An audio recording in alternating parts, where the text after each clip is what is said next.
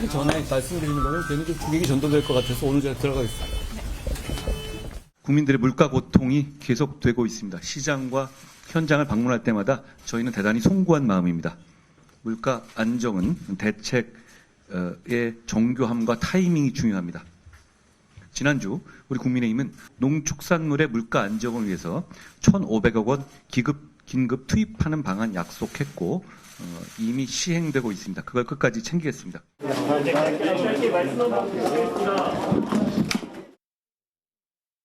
자, 오늘 한동훈 국민의힘 비대위원장의 모습이었는데요. 물가 관련해서는 굉장히 뭔가를 각오를 다집니다. 그러나 뭔가 기자들로부터 질문을 받는데 답변이 불편한 모습이 오늘 분명 나타났습니다. 올해 초에도 지난 1월 초도 이와 비슷한 모습이 있었는데 당시는 당정 갈등상이었거든요. 자, 그렇다면 지금 국민의힘 뭔가 비상 상황이라는 얘기가 나오는데요. 우선 지지율 좀 보겠습니다. 여러 지역의 지지율이지만 있지만 특히 서울입니다. 서울 보시면요.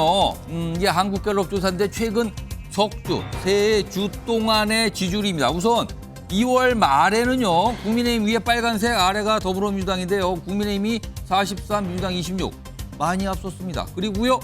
3월 첫째 주도 비슷한 상황인데요. 가장 최근에 나온 2월 둘째 주, 지난주 금요일에 나왔던 내용인데요.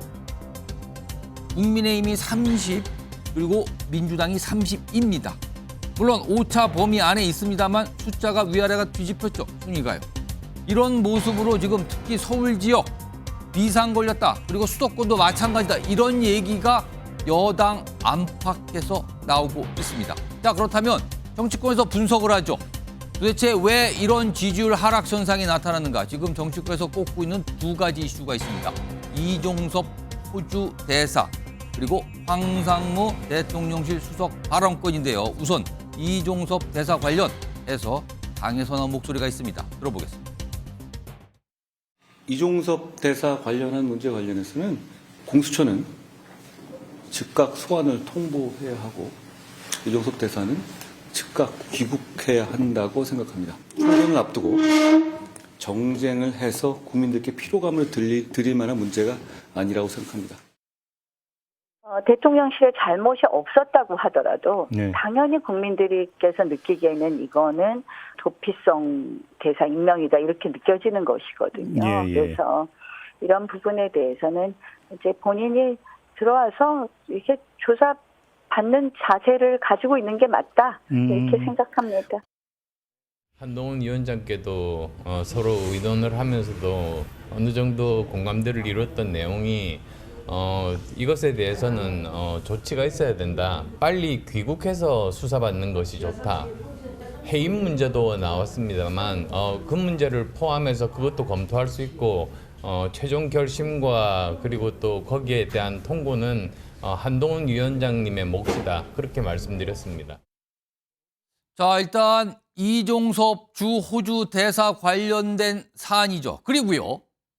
황상무 대통령실 수석과 관련해서도 당에서도 강한 목소리를 내고 있습니다. 그 목소리도 확인해 보시죠. 황상무 수석의 발언이 부적절했다는 말씀은 제가 이미 드린 바 있습니다. 국민 눈높이에 맞지 않는 발언이고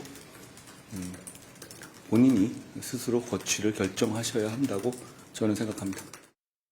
사과를 했죠. 예? 예, 사과를 했는데 한동훈 비원장께서도 본인의 거취를 스스로 결정해야 된다고 얘기했잖아요. 예. 그것도 그와 마찬가지로 황상무 수석도 좀 생각을 해볼 필요성이 있을 것 같아요.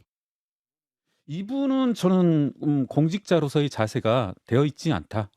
본인 스스로의 거취를 대통령실에 맡기겠다. 예. 뭐 반성하고 잘 하겠다. 이것은 국정에 너무나도 심대한 부담을 주기 때문에 예, 본인 스스로 오늘이라도 당장 사퇴하는 게 올바른 길이다. 이렇게 생각합니다. 자, 방금 들으신 영상 속에 이용 의원, 윤석열 대통령의 호위무사란 별명을 갖고 있죠. 그런데 이용 의원이 대통령실, 황상무 대통령실 수석 관련해서 강경한 입장을 낸 겁니다. 이른바 친윤 또는 찐윤에서도 걱정하는 말이 나오는 거죠. 다음 화면 좀 보겠습니다. 자, 김은혜 후보입니다. 대통령실 출신이죠. 친윤의 대표적인 주자로 꼽히기도 합니다. 그런데요, 여기 있습니다. 이종섭 즉시 귀국해 공수처 조사에 임하길 즉시 귀국하라. 한동훈 비대위원장과 같은 맥락의 말을 합니다. 그리고요. 도주 우려 없다는 것 안다. 그러나 공수처 수사 일정을 조사 대상자에게 맞출 수는 없다. 국민 눈높이에 맞지 않다. 즉시 귀국하라는 주장을 내놓은 겁니다. 자, 김철웅 교수님. 네. 이른바 이 두 가지 사안에 대해서 찐윤 후보들조차도 지금 강한 목소리를 내고 있는데 그만큼 지금 수도권, 서울, 경기, 인천 지역 총선과 관련해서 국민의힘 대단한 위기다. 지금 이렇게 판단하고 있는 겁니까? 일단 뭐 당장 보여지는 게 지지율 하락으로 나타나고 있기 때문에 어떤 뭐 즉각적인 조치를 할 수밖에 없는 상황이긴 한데요. 저는 한동훈 위원장이나 이런 분들의 조금 어떤 위기 관리 능력에 조금 문제가 있지 않느냐 이렇게는 보입니다. 왜냐하면 앞으로 이제 한 20여일간의 총선을 치르게 되면 다양한 위기 상황을 만나게 되거든요.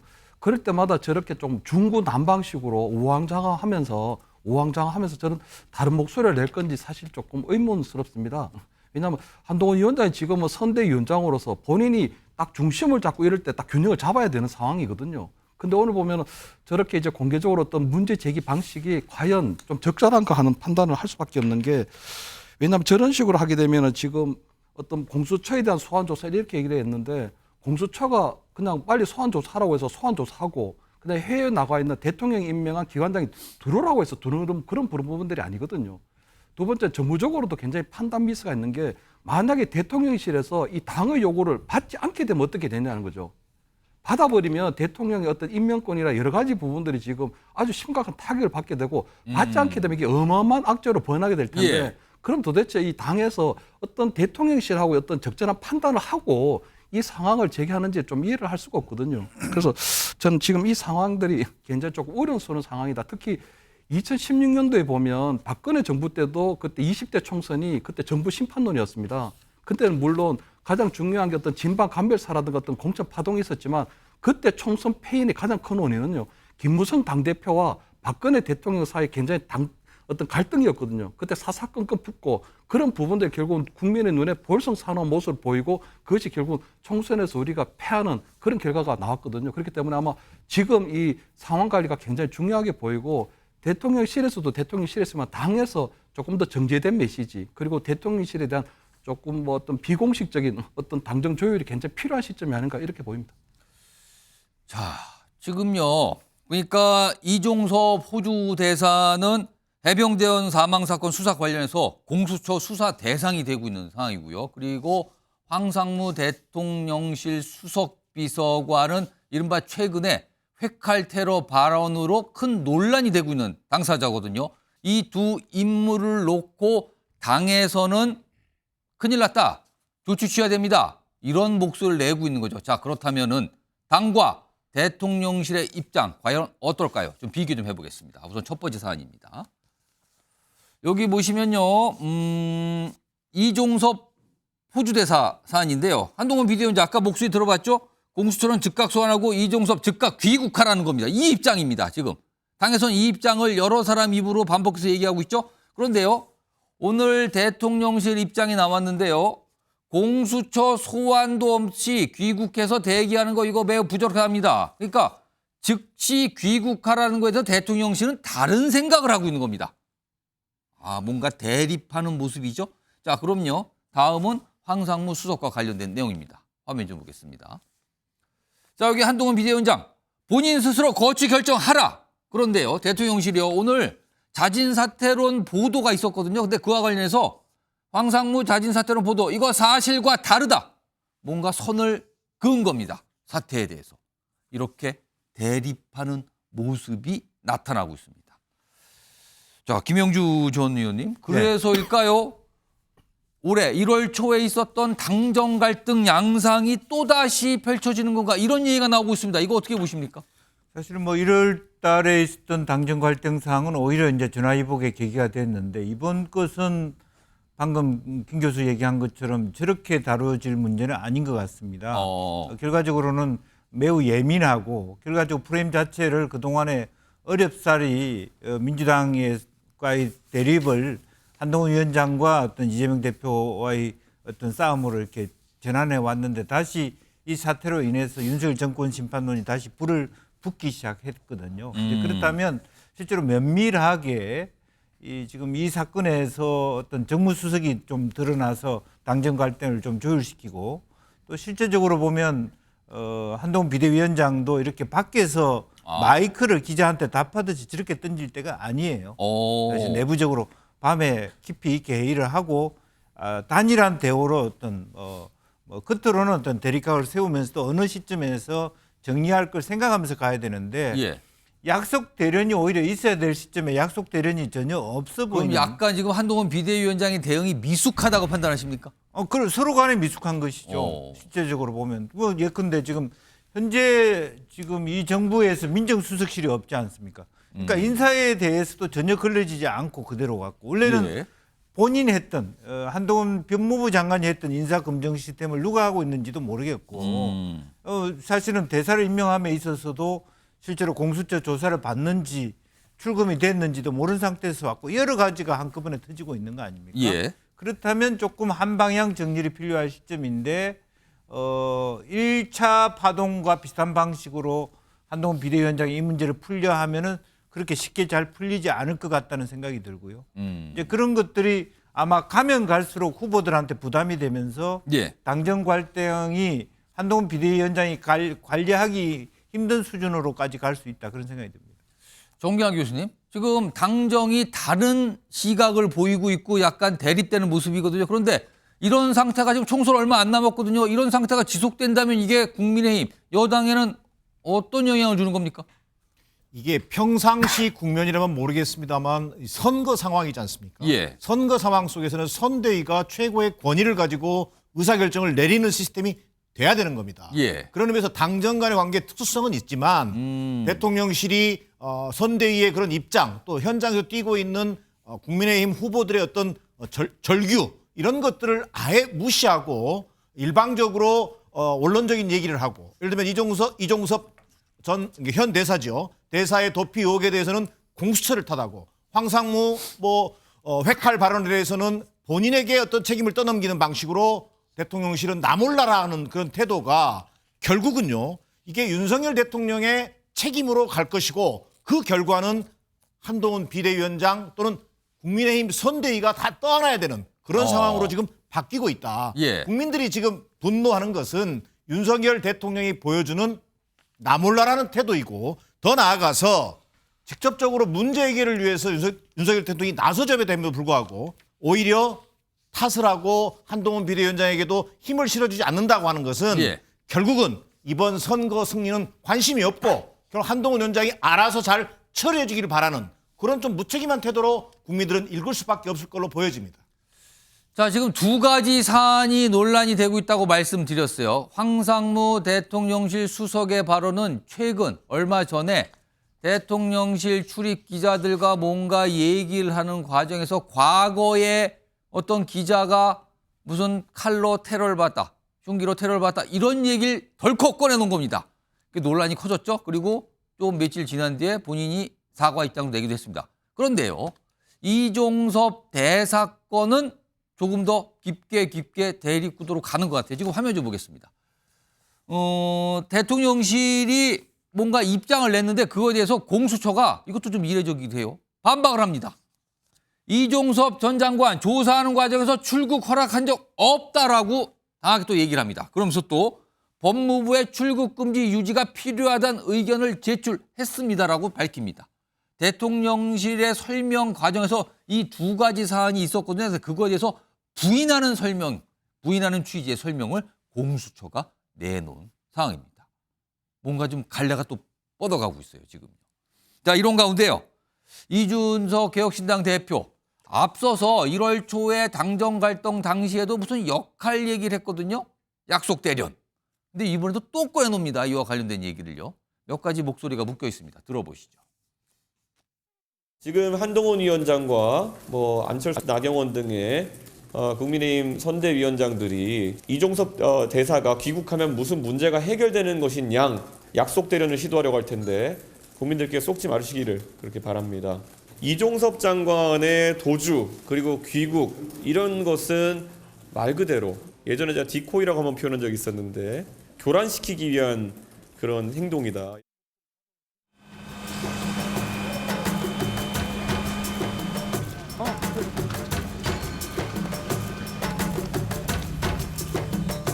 저는 대통령님에 대해서 깊은 존중과 신뢰의 마음을 가지고 있고요. 그게 변함이 전혀 없습니다.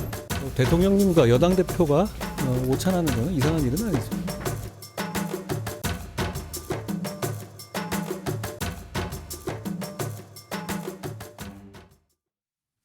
자, 정혁진 변호사. 그 약속대로라는 주장이 또 나왔어요. 이거 지금 상황이 서로 약간 역할 분담. 그러니까 미리 좀 얘기를 나와서 입을 맞춘다. 역할을 한다. 그러니까 특히 이종섭 대사 관련해서는 뭐 좀 귀국하는 정도에서 매듭을 지으려고 미리 말하고 있는 거 아니냐. 이런 주장인데 어떻게 들으셨습니까? 글쎄요, 뭐 이준석 대표가 무슨 말하는지 모르겠고요. 저게 약속대련으로 보입니까? 제가 봤을 때는 김영주 의원님 말씀대로 엇박자잖아요. 어떻게 지금 같은 상황에서 총선이 이제 20며칠밖에 안 남지 않았습니까? 예. 23일인가 그렇다라고 했는데 한 달도 안 남겨놓은 상황에서 어떻게 저렇게 당정 간에 엇박자가 있을 수 있는지 참 답답하다. 오히려 그게 더 맞는 답이고요. 예. 저게 무슨 약속대련인지 전 모르겠고 평상시라고 한다면 공수처가 소환하면 귀국해야 된다라고 하는 대통령실의 말이 맞아요. 그다음에 만약에 평상시라고 하면 한동훈 비대위원장도 공수처가 소환한 다음에 귀국하면 된다. 그게 법대로 하는 것이다. 이렇게 이야기했을 것이. 하지만 지금은 총선 바로 코앞 아니겠습니까? 민감한 시기 아니겠습니까? 그런데 제가 봤을 때는 이종섭 대사가 뭐 지금 귀국해가지고 한 달 보름 정도 그냥 국내에 머물면 좋을 것 같아요. 왜냐하면은 지금 그런 상황에서 공수처가 제대로 수사를 할 수 있을 것인가 저는 굉장히 의심이거든요. 공수처가 출국 금지한 게 1월 달이거든요. 예. 그런데 우리나라 출입국 관리법에 따르면은 출입 금지 기간은 한 달로 규정되어 있어요. 그다음에 맥시멈 3개월이라고요. 그러니까 1월에 출국 금지하고 2월 달에 한 번 연장해 달라고 하고 그다음에 한 번 더 연장하면 이제 끝이거든요. 그런데 그 출국 금지는 언제 하느냐? 수사가 임박했을 때 해야 되는 건데 그 출국 금지를 법무부에 신청해 놓고 그다음 공수처 이야기도 맞지가 않아요. 출국 금지를 하는 거는 공수처가 하는 게 아니고요.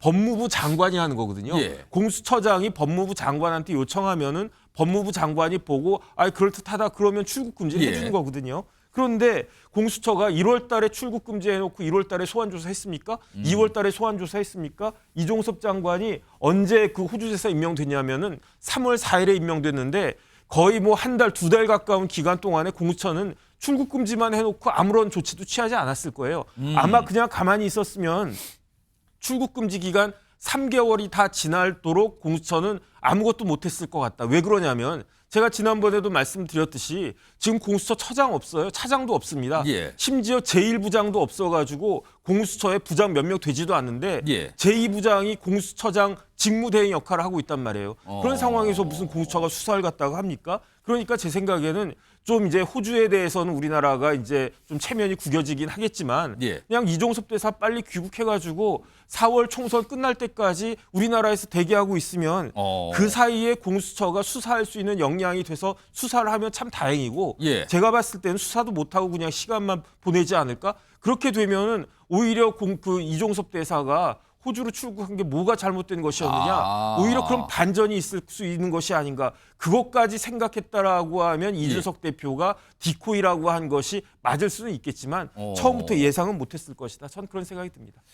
김영주 전 의원님. 네. 지금 이게 제2의 당정 갈등처럼 비춰지고 있거든요. 이거 결국에는 어떻게 해결될 거라고 전망하십니까?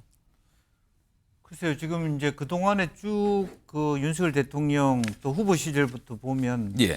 굉장히 판단이 신중하고 늦습니다.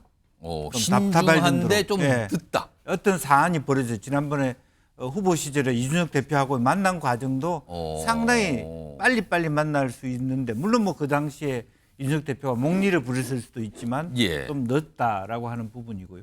또 그런 의미에서 다시 지금 이제 이 문제만 그런 게 아니라 도태우 후보권도 그렇고 이미 한동훈, 윤석열 두 분 간에 보이지 않는 감정 싸움이 또 있을 수 있거든요. 우리가 도태우 후보 얘기까지 거기다 들어갈 수 있다는 거네요.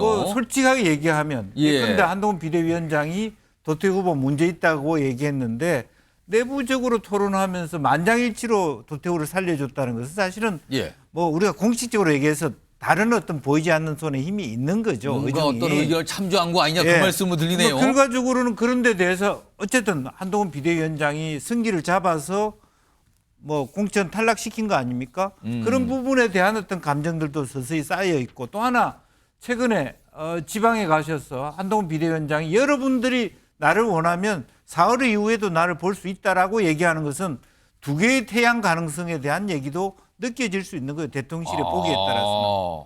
원래의 시나리오라면 4월 총선 이겨놓고 나는 멋있게 사라져 줄게. 그런 건데 지금 부산에 가서 아마 그 얘기를 했죠. 그거는 부분도 심각하게 보기 시작하면 과감히 내 길을 가겠다. 뭐 3년이 남았든 2년이 남았든 나도 답답하다 이런 얘기하고 똑같이 들릴 수 있었기 때문에 그것이 좋은 관계 속에서 이 문제는 굉장히 빨리 풀립니다. 근데 서로 껄끄러운 관계 속에서는 어렵다. 저렇게 갈수록 더 꼬이는 거예요. 그러면은 총선은 얼마 안 남았는데 이게 어떻게 전개될 것 같습니까? 그럼 그런 면에서 과연 지금 역으로 보면 대통령실이 과연 이 총선을 이기려고 할 의지가 있느냐까지 문제가 나오는 것까지. 한동훈 비대위원장이 굉장히 이기는 모습을 대통령이 좋아하는가까지 물어보게 되는 상황까지 간 거예요. 빨리 불을 꺼야 되고 실제로 정무수석이든 뭐 시민사회 수석부터 빨리 우선은 뭐 대사 부분은 외교적인 부분이니까 좀 늦게 간다 하더라도 시민사회 수석부터 빨리 대통령실도 정리를 해야 될 거예요. 그러면서 간격을 좁혀가야죠. 그렇지 않은데 둘 다 끝까지 간다? 이건 굉장히 서로 간에 뭐 한동훈 비대위원장도 나는 떠나면 그만이야. 그렇게 되면 이번 총선은 이미 뭐 말할 필요도 없는 지경으로 가는 것이죠. 그러니까 대통령이 인사권을 갖고 있는 두 인물, 이종섭, 황상무. 그런데 최근에 논란의 대상이 된 인물, 이 상황입니다. 그거에 대해서 당에서는 지지율 이런 걸 의식하면서 큰일 났다. 두 인물에 대해서 뭔가 조치가 필요하다. 계속 얘기를 하는 거죠. 그러나 대통령실의 입장을 좀 보니까 도대체 무엇이 문제입니까? 잘못된 게 있습니까? 라는 반응을 보이는 것 같아요. 대립을 하는 거죠. 그리고 총선 날짜는 다가오고 있는 상황입니다. 자, 이 상황입니다, 지금요. 과연 어떻게 해소가 될까? 1월 초에 있었던 상황처럼 뭔가 극적으로 풀릴까? 아닐까? 이게 관심사로 떠오른 상황입니다. 자, 이런 가운데요. 오늘 여당인 국민의힘이 아니죠. 이제 국민의 미래죠. 비례대표용 위성정당을 만들었으니까요. 거기 비례대표 후보들의 순서, 명단, 순번을 발표했는데요. 오늘 그 내용, 발표 내용 들어보겠습니다. 지금부터 제22대 국민의 미래 비례대표 후보자 추천 명단을 발표하도록 하겠습니다. 1번 최보윤, 2번 박충건, 4번 진종호, 8번 인요한, 15번 김예지. 자, 20명 명단 1번부터 20번인데 그중에서 좀 관심을 받고 있는 인물들 따로 저희가 좀 이 발표 내용 요약해봤는데 화면 좀 보겠습니다. 다시 한번 요약해보죠. 자, 국민의 미래, 그러니까 국민의힘의 위성 비례정당이에요. 여기 비례대표 후보 순번을 발표했는데, 그러니까 득표에 따라 이 순번대로 자르는 거잖아요. 그러니까 앞번호는 거의 당선이 유력하다 보고 뒷번호 갈수록 약간 좀 봐야 된다 이건데 1번은 장애인 변호사분, 최보은 후보고요. 2번은 탈북자 출신입니다. 2번. 4번은 진종호 전 선수, 유명하죠. 사격국가 대표. 그리고 8번은 인요한 전 혁신위원장. 그리고 15번은 김혜지 의원입니다. 비상대책위원 이런 상태입니다. 자, 요거요. 일단 김춘영 교수님, 오늘 이 비례대표 후보 순번 발표 이거 어떻게 좀 평가하실까요? 일단 뭐 당선권 한 20분 정도의 좀 면면을 보면요. 어쨌든 외교, 뭐 안보, 그다음에 노동, 환경 이런 뭐 전 분야에 걸쳐서 골고루 좀 추천을 했거든요. 그렇기 때문에 어느 정도 비례제에 걸맞는 취지에 걸맞는 비례대표 취지에 좀 맞는 걸로 후보 선정을 순번을 볼 수 있다. 그렇습니다. 그리고 1번을 아무래도 이제 장애인 변호사로 한 거는 아무래도 조금 복지 분야나 장애인 분야 이런 부분에 조금 더 방점을 두려고 하는 그런 게 있었지 않나. 약간 배려의 측면도 있는 것 같다. 그렇습니다. 두 번째 그리고 이제 탈북 그거는 아마 윤석열 정부 들어와서 남북 관계가 굉장히 경색되고 있는 부분이 있거든요. 근데 어쨌든 굉장히 북한 체제에 대해서 그것에 어떤 뭐 이 이탈한 그런 이제 뭐 이 북한 주민에 대한 이제는 이제 남은 우리 국민이 됐는데 그런 것들에 대한 배려가 좀 있지 않았나. 그리고 또 하나 좀 중요한 게요. 20분 본안에 보면 30대, 40대, 50대, 60대가 좀 골고루 연령도 균형 있게만 썼습니다. 오. 그래서 30대, 40대도 5번씩 보는 식으로 해서 잘 됐던 것 같고요. 특히 인요한 혁신위원장 같은 경우는 계속적으로 거론되어 왔는데 예. 인요한 혁신위원장에 대해서 국민 여러분께서 아시다시피 저분이 이제 3대에 걸쳐서 특히 보니까 할아버지 때는 백범 김구 선생의 주치이고 또 뭐 그때 또 뭐 김희 독립선언문에도 참석 이 관여도 하시고요. 또 아버지 때는 해군 장교로서 아버지가 인천 예. 상륙전체 참석했고 이번에 같은 경우는 인요한 혁신위원장 본인 스스로가 이 5.18 항쟁 때 그때 전남도청에 들어가서 시민권의 통역권을 만났던 이 3대 걸쳐서 어느 정도 굉장히 귀한 바가 있기 때문에 굉장히 그런 부분들도 높이 평가하지 않았을까 이렇게 보입니다. 정규환 교수님, 인요한 전 혁신위원장 얘기를 좀 좁혀보면 이제 8번을 받았어요. 그러니까 당선권에 아주 강하게 들어가 있는 거예요, 번호상으로는. 그런데 당선권을 보통 여당 한 22건으로 보는데 그 안에 호남 출신이 없다라는 시각도 있고요. 아니다. 인요한 전 위원장이 호남 출신인데 무슨 소리를 하는 겁니까라는 시각도 있더라고요. 이거 어떻게 봐야 됩니까?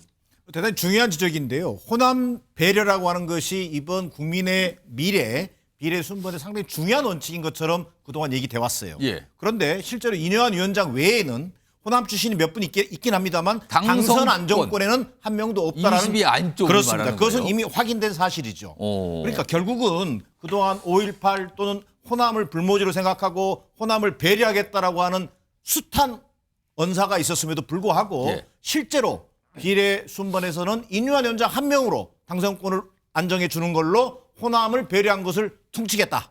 저는 이렇게밖에는 보이지 않는다. 그러면 정기란 교수님의 판단은 인요한 전 위원장 말고 한 명 정도 더 있어야 된다 이렇게 보시는 최소한 겁니까? 호남이 가진 비중과 또 그동안 국민의힘 입장에서 나름대로 호남을 어떻게든 진출해야겠다라고 예. 하는 그런 욕심이 반영되려면 한 명이 아니라 한 두세 명 정도 배려함으로써 물론 또 그것이 호남의 상징성을 가진 분이라든지 예. 또는 뭐 나름대로 전문성을 가진 인사를 찾아서 했더라면 하는 아쉬움을 지울 수 없습니다. 그러니까 요 얘기가 단박에 나오더라고요. 인요한 전 혁신위원장은 그거 같습니다. 호남 인사입니까? 어떻게 되는 겁니까? 뭐 약간 이런 시각도 있었는데 근데 호남에서 잘하시고 본인도 사투리까지 쓰시는 분 아닙니까? 뭐 그런 얘기 또 하시더군요. 자, 다음 주제는요. 그동안 당에서 무소속 출마하는 거에 대해서 좀 부정적인 입장을 나타냈었는데 오늘은 본인이 무소속 출마를 한다고 선언을 했습니다. 다음 이슈 제목으로 보겠습니다. 윤석열 대통령의 1호 참모입니다. 이렇게 외치면서 무소속 출마 선언을 했습니다. 장해찬 전 후보였죠. 근데 공천 취소가 됐죠. 본인이 여러 개 취소 결정이 난 뒤후에 시간을 좀 잡고 오늘 본인의 입장을 밝히는 기자회견을 했거든요. 그 내용부터 좀 들어보겠습니다. 저는 오늘 정치 생명을 걸고 무소속 출마를 결단하며 이 자리에 섰습니다. 지역 발전을 위한 대규모 사업은 대통령실과 정부의 협조가 필수적입니다. 윤석열 대통령 1호 참모 장례찬만 할 수 있는 일입니다. 민주당과 싸워본 경험이 없는 온실 속 화초들로는 윤석열 정부의 힘이 될 수 없습니다. 수영구 주민 여러분, 혈혈단신 광야로 나서는 장례찬의 손을 잡아주십시오. 반드시 승리해 국민의힘으로 돌아가 웰빙 정당을 전투형 정당으로 바꾸겠습니다.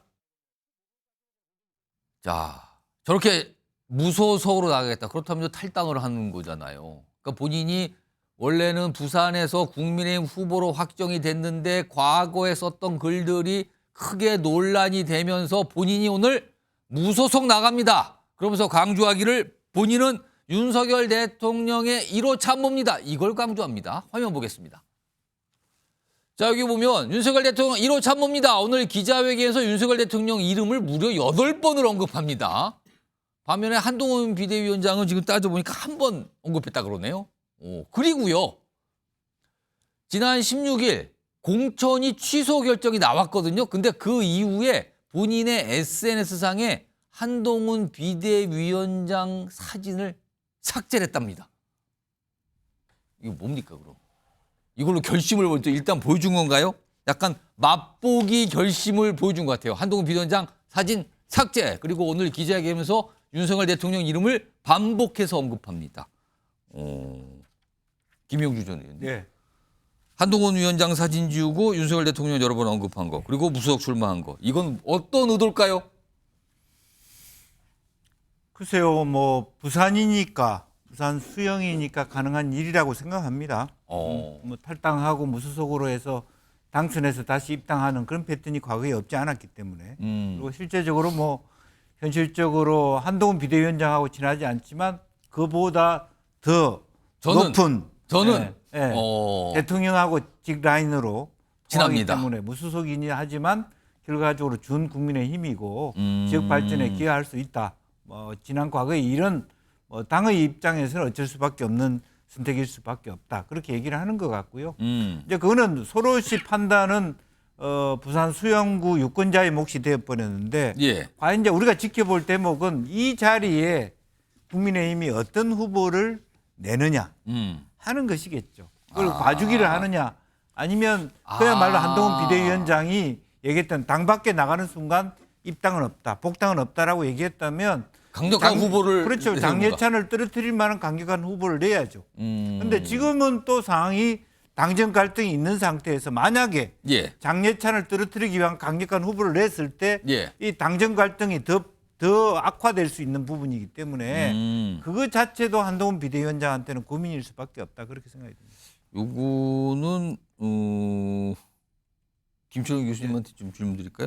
일단 후보를 추가로 냈죠 지금 수영 냈고 해서 이제 가고 있는 상황인데 이거 장해찬 전 청년 최고위원 지금 무소속 출마 선언을 했단 말이에요. 그럼 탈당을 하는 거고 나가는 건데 그럼 윤석열 대통령 이름을 많이 얘기하면서 참모였음을 강조한단 말이에요. 이게 부산 지역에서는 어떻게 좀 통할까요? 어떻게 전망하십니까? 일단 뭐 그 장해찬 전 최고위원 같은 경우에는 뭐 일단 외통수고요. 출마하지 않고 만약 이번에 아마 첫 출마일 텐데 이번에 만약 출마를 적게 되면 영원히 그 꼬리표가 남게 되면서 앞으로 정치 인생이 거의 끝나는 거거든요. 그렇기 때문에 어쨌든 무소속으로나마 나갈 수밖에 없다고 보시는 거예요? 왜냐하면 안 그러면은 그 꼬리표가 남아가지고 어느 당에서든 이제 출마 공천을 받을 수 있는 가능성이 거의 없다고 봐야 되는 거예요. 그러면 지금 무소속 출마해서 과연 어느 정도의 성과를 올릴 수 있을까? 지금 현재까지 달려왔는데 현재까지 온 게 보면 윤석열 대통령 마케팅이었거든요. 윤석열 마케팅이었고 두 번째 지금도 이제 참모 1호로 하는 걸 보면 계속적으로 내가 만약에 당선이 되고 나면 당에 복당하게 될 것이고 그럼 어차피 윤석열 대통령 호강을 가지고 어쨌든 지역에 굉장히 큰 어떤 사업을 가져올 수 있다. 이렇게 해서 결국은 본인이 가지고 있는 어떤 개인기보다는 결국 윤석열 마케팅을 통해서 어떤 지금 국민의힘에 공천받은 후보와의 어떤 차별화를 꾀하는 게 아닌가 이렇게는 보이는데요. 사실 저 장해찬 최고위원이 출마한 지역이 상당히 좋은 지역입니다. 수영이죠? 부산 수영도 상당히 좋은 지역이기 때문에 아마 지금 본인의 개인기로 아마 국민의힘 후보로 된 분의 어떤 뭐 자연스러운 유권자들의 선택을 조금 뛰어넘기에는 상당히 좀 힘들지 않을까 이렇게는 보입니다. 그러면은 저기도 민주당 후보가 출마하잖아요. 그렇습니다. 그렇다면은 여당 표가 갈리는 겁니까? 그래도 뭐 그거 민주당 후보가 어떤 분이신지 모르겠는데 보통 한 20% 정도 내외 나오거든요. 그럼 아마 장해찬 후보가 가지고 있는 개인기 하고 이제 국민의힘 조직력인데 제가 볼 때 아무래도 뭐 유권자 분들의 특성상 국민의힘에 대한 뭐 자연스러운 투표행위가 많이 있지 않을까 이렇게는 보입니다. 자, 그런데요. 이거 얼마 안 됐어요. 지난달인가요? 장해찬 전 청년 최고위원은 무소속 출마에 대해서 굉장히 부정적 평가를 좀 했었거든요. 그 목소리 좀 들어보죠. 예전 같으면 뭐 중진 불출마나 희생 권고했을 때 막 무소속으로 나오는 분도 생기고 여러 시끄러운 일들이 있는데 모든 공천이 조금은 소란스러울 수밖에 없지만 당을 위해서 총선 승리를 위해서 이번만큼은 개인적인 걸 내려놓고 헌신해야 된다라는 대의 명분이 당 전체에 좀 딸려 있는 것 같아요. 그럼 오늘 무소속 출마 선언과 저 얘기는 이게 뭐가 배치되는 것 같이 들리는데요, 지금요. 이런 상황에서요. 지금 공천 취소가 된 인물들 중에 무소속 출마하는 게 장해찬 전 최고위원만 있는 게 아니에요. 앞서도 있었거든요. 화면 좀 보시죠. 아까 한 패널 분께서 잠깐 도태우 변호사 얘기를 했는데 지난 14일 5.18 관련 이 옛날에 과거했던 말이 큰 논란이 됐죠. 공천 취소됐어요. 그리고 장해찬 전 최고위원도 과거의 어떤 글들이 이게 큰 논란이면서 역시 공천 취소. 근데 도태우 변호사는 먼저 무소속 출마 선언, 그리고 장해찬 전 최고는 오늘 무소속 출마 선언을 한 겁니다. 이거 정기람 교수님. 이렇게 되면 이게 국민의힘의 전체적인 총선 전략에 이런 무소속 출마가 이거 어떻게 영향을 줄까요, 좀? 지역이라는, 그러니까 그러니까 도태우 변호사는 대구고요. 그리고 장해찬 전 최고는 부산입니다. 요걸 감안하면 국민의힘의 총선 전략에 어떤 영향을 좀 줍니까? 이거 어떻게 판단해야 됩니까? 저는 그 예를 들어서 총선의 성적표라고 한다면 예. 국민의힘이 확보할 수 있는 의석수에는 영향을 크게 주진 않을 것 같다. 전체적인 의석수에는. 자, 그런데 문제가 되는 건 뭐냐면 예. 아니죠. 부산이라든가 대구에서의 의석수는 큰 문제가 없겠지만 예. 서울 수도권 선거에서의 영향을 미칠 가능성이 좀 높아 보입니다. 방금 앞선 주세에서 지금 국민의힘이 수도권 지지율이 비상이라 그랬는데. 그렇습니다. 그럼 그 말은 무슨 얘기냐면 한동훈 위원장 체제의 이 선거 전략을 굉장히 어렵게 하는 두 명의 주인공이 될 거라는 거예요. 장해찬 후보 막말 파문, 그다음에 또 도태우 후보 5.18 망언 이런 얘기도 나왔었는데요. 저는 오히려 오늘 그 장해찬 후보의 모습을 보면서 예. 어찌 보면 좀 과대망상에 빠져 있는 것 아닌가. 어떤 대목을 그렇게 들으셨습니까? 아니, 저는요. 정치권에서 금기어가 있습니다. 본인 스스로가 윤석열 대통령 1호 참모라고 하는 것은요. 윤석열 대통령을 욕보이는 겁니다. 참모도 그냥 참모가 아니라 1호 그것은 참모라. 언론이라든가 다른 사람이 평가를 해주는 겁니다. 그것은 오히려 본인 입으로 스스로 후보의 자질이 미달하다고 하고 있다는 것을 저는 오히려 토로하는 것으로 보여지고요. 예. 그다음 윤석열 대통령과 한동훈 위원장 간의 당정 갈등 지금 비화되느냐 마냐는 이 국면에서 예. 한동훈 위원장과 윤석열 그 간극을 벌리는 그런 행동으로 유권자들에게 비칠 가능성이 높아 보인다. 더 나아가서 대단히 보수적인 판단이겠습니다만 정부 여당이라고 하는 것이 야당도 그런 모습이 크게 없습니다. 탈당한다면 또 모르겠습니다만 결국은 정부 여당 내가 탈당해서 무소속 출마한다. 결국은 이런 콩가루 집안이 어딨냐라고 하는 중도 보수층에 미치는 영향 또한 저는 지대할 것으로 보여집니다. 자, 지금요. 앞서서 한동훈 비대위원장이 부산 갈 때 그때 장해찬 당신이 후보잖아요. 손을 들고 환호하고 그런 모습도 있었거든요. 그리고 오늘 장해찬 전 최고위원이 본인이 당선이 되면은 돌아간다는 얘기했거든요. 당으로. 그런데 앞서서 한동훈 비대위원장은 무소속으로 해서 다시 돌아간다? 그런 거 없습니다라고 또 강조를 합니다. 여러 가지 목소리가 좀 섞여 있는데요. 들어보겠습니다.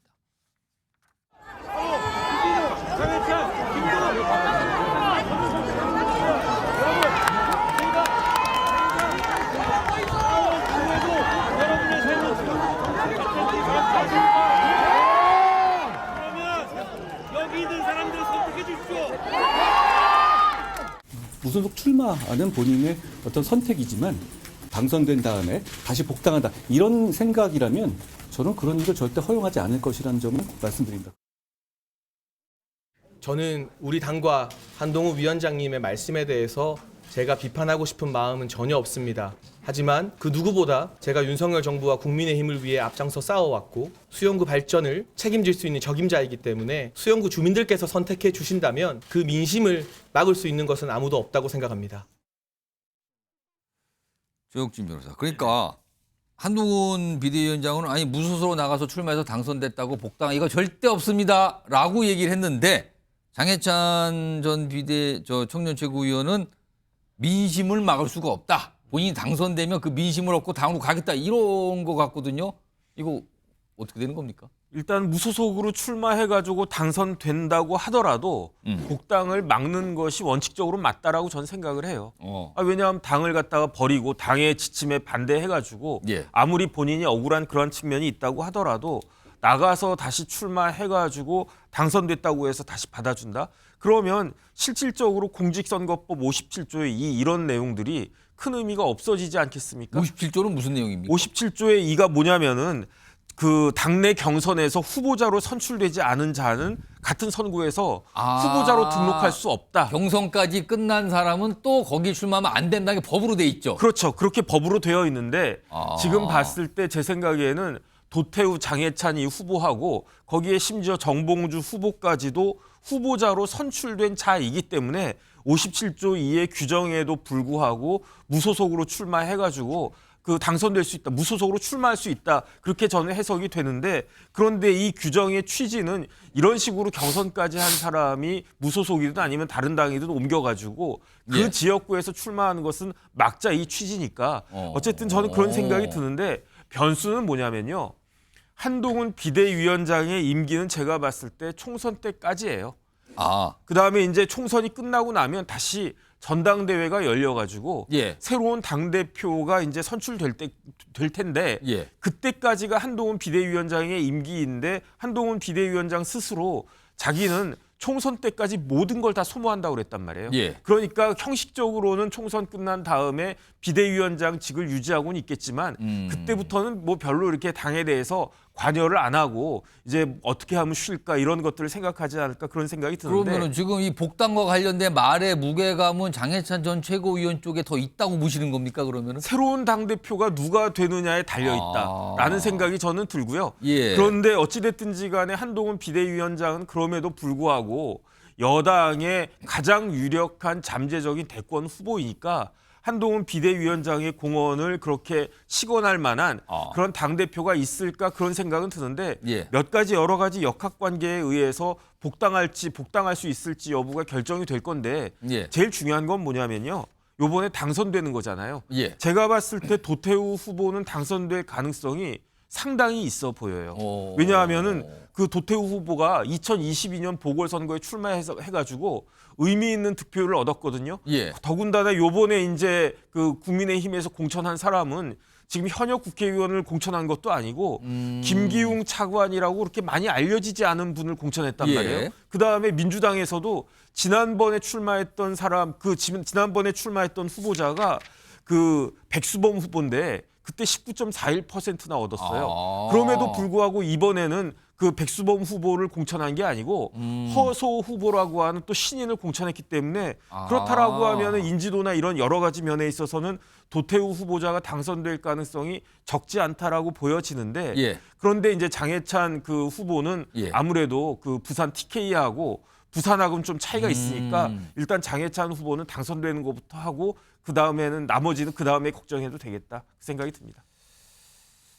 자, 지금 속보가 하나 들어오는데 방금 전에 전해드렸죠. 이 국민의힘의 위성정당인 국민의 미래의 비례대표 순번이 결정됐다고. 근데 그와 관련돼서요. 지금 속보가 들어오는데 화면에 지금 자막으로 하단에 있습니다. 이철규 의원. 찐윤으로 꼽히시는 분이죠. 그런데 국민의힘의 공천 결과에 아쉽다는 입장을 냈습니다. 그러면서 등록 전까지 바로잡길 바란다는 입장을 냅니다. 더 보죠. 또 있습니다. 자, 당직자는 당선권에 한 명도 포함 안 됐다. 실망이 크다. 일단 당직자들의 순번에 대한 불만 표시랍니다. 너무 뒷부분 아니냐 이거군요. 지금요. 또 있습니다. 호남 정치인 배제와 후순위 배치도 실망스럽다. 호남 정치인 더 있어야 되는 거 아닙니까? 아까 정기남 교수님 살짝 말씀하셨는데 그 얘기를 하면서 불만 표시를 해요? 자, 그러면요. 일단 제가 아까 이철규 전 사무총장이에요. 직전 사무총장을 했었잖아요. 이철규. 그리고 지금 공천 관련해서 상당히 뭐랄까요. 정치권에서는 뭐 약간 영향력이 있는 거 아니야. 이렇게 통상 인식이 되고 있는데 지금 비례대표 공천에서 불만 표시를 했거든요. 그러면은 요거 정기남 교수님. 이것도 지금 비례대표 놓고도 이게 갈등이 되는 건가요, 그러면? 이철규 그 위원자 의원의 그 어떤 여권 내에서의 어떤 존재감, 위상이 있잖아요. 그건 거의 뭐 윤석열 대통령의 뜻을 전달하는 사람으로 알릴 정도거든요. 그러면은 뭐 100%는 아니지만 물론 뭐 확인할 길은 대통령실의 없습니다. 입장과 많이 겹친다라고 판단하시는 겁니까? 저는 그렇게 보여집니다. 그리고 그 이철규 의원이 당직자 순번 불만을 제기했어요. 예. 근데 저는 그건 하나의 핑계일 가능성이 높다. 오히려 비례대표 순번 과정에서 소위 이른바 대통령실의 입장 또는 또 다른 어떤 배려해야 될 입장이 있는 후보들이 누락된 부분에 대한 문제 제기일 수도 있겠다. 뭐 충분히 논의가 너무 안 된 거 아닙니까? 이겁니까? 이를테면 이렇습니다. 김행 여가부 장관 후보자라든지 또 진양혜 씨라든지 소위 김건희 여사 추천으로 거론되던 여성들이 다 배제됐어요. 이런 것들이 과연 뭐 물론 뇌피셜에 불과합니다만 결국은 비례대표 공천 갈등으로 비화될 충분한 개연성을 지금 내포하고 있다. 실제로 20대 지난 4년 전 총선에서도요. 뭐 대표가 거의 공천 문제로 갈등으로 인해 가지고 그만두는 그런 일도 있었기 때문에 저게 등록전이라고 하는 시한을 제시하면서 그 보이지 않는 지금 공천 갈등으로 싸움이 확산되는 기로에 있는 것으로 보여집니다. 김철영 교수님, 지금 등록 전까지 공식적으로 후보 등록 전까지 바로잡길 바란다 그랬어요. 그럼 이거는 뭔가 바로잡길 바란다는 의사를 내비쳤다. 근데 그것도 아주 친윤, 찐윤으로 꼽히시는 대표적인 의원이 저런 얘기를 했다. 근데 사실 비례대표는 국민의 미래 비례대표는 한동훈 비대위원장과도 얘기를 충분히 했을 거 아니에요. 그런 상황인데 이 결과에 대한 강한 불만 표시거든요. 이거 어떻게 되는 겁니까? 그럼? 이건 정말 심각한 문제입니다.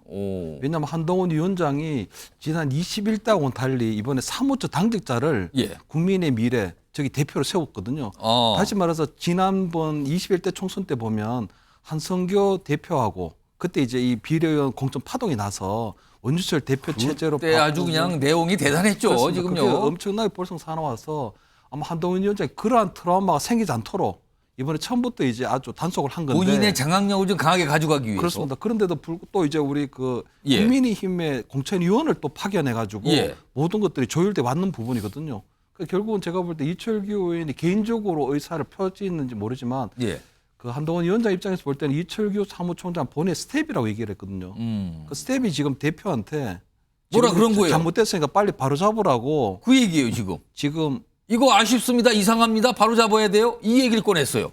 근데 한동훈 위원장 같은 경우에는 본인이 지금 이 국민의힘뿐만 아니고 사실상 국민의 미래를 대표를 둘 다 겸하고 있는 거나 마찬가지이기 때문에 저 공천 명단을 제가 볼 때 바꿀 가능성은 제로거든요. 그럼 저 얘기를 꺼내놓으면 이건 갈등 아닙니까? 엄청난 갈등이죠.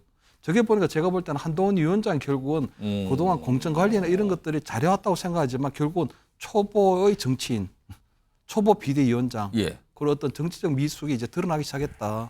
어떤 위기 상황이나 이런 부분에 있어서 아무래도 본인이 전체적으로 아마 본인 자신만만했지만 그런 어떤 약간의 위기 관리 능력이라든가 이런 부분에 좀 아쉬운 부분이 드러나고 있다 이런 보입니다. 요거 지금 속보로 들어왔는데 이거 심상치 않아 보여요. 확실히 앞서서 저희가 지금 이종섭 대사 그다음에 황상무 수석과 관련해서도 지금 대통령실과 한동훈 비대위원장이 또 분위기가 심상치 않다고 저러던데 이거는 총선과 아주 직접적으로 관련된 게 지금 불거졌거든요. 김영주 전 의원님하고 조혁진 변호사께 한 1분씩 드리겠는데 이거 어떻게 정리될 것 같습니까? 이 상황. 사실은 이게 굉장히 사소해 보이도 그 한동훈 비대위원장한테 처음부터 나왔던 얘기 중에 하나가 당의 어떤 대표실 사무처의 의견이 거의 반영이 안 되고 있다.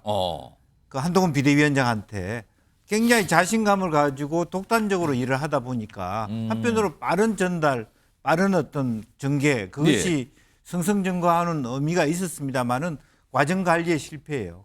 이것은 어떻게 보면은.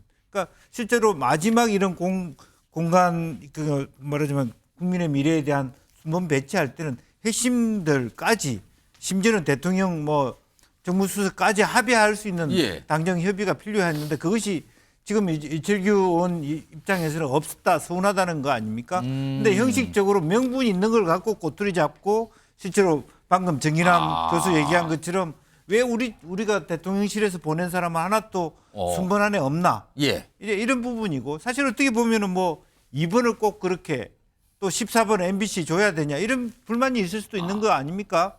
사실은 그런 조율이 안 된 게 여기서 모양새는 다른 방식으로 나왔지만 사실은 이렇게 되기 시작하면 지금 한동훈 비대위원장도 사면 초과에 그럼 제가 드린 질문은 이거 어떻게 정리될 것 같으냐는 거죠.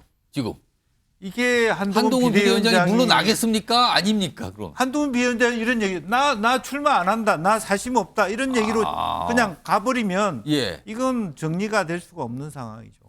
조혁신 변호사 이게 지금 묘한 게 이종섭, 황상무 두 인물에 대한 대통령이 인사권을 갖고 있는 인물에 대해서 한동훈 비대위원장이 강력히 조치를 해야 된다고 얘기를 한 거거든요. 근데 그걸 대통령실과 대립하는 모습인데 또 한동훈 비대위원장이 사실상 끌고 가고 장악을 하고 있던 이 비례대표 공천과 관련해서는 본인이 스텝이라고 얘기했던 이철규 전 사무총장이 이거 문제 있습니다. 바로 잡으세요라고 한 셈이 됐어요. 네네. 이거 무슨 그림이 전개되는 겁니까 지금? 글쎄요. 만약에 지금 당정 간에 대통령과 비대위원장 간에 갈등이 있다라고 하면 총선 23일 정도 남겨놓은 상황에서 그야말로 바보 같은 짓이죠. 그런데 지금 이철규 사무총장 전 사무총장의 이야기가 그렇게 이제 쉽게 들을 수 없는 것이 일단은 호남과 당직자에 대한 배려가 없다는 이야기잖아요. 그런데 지금 호남은 당선권 안에 인요한 전 혁신위원장밖에 없다는 거 한 명. 아니겠습니까? 그런데 인요한 위원장이 아무리 그래도 호남을 대표하는 인물로 보기는 좀 그렇잖아요.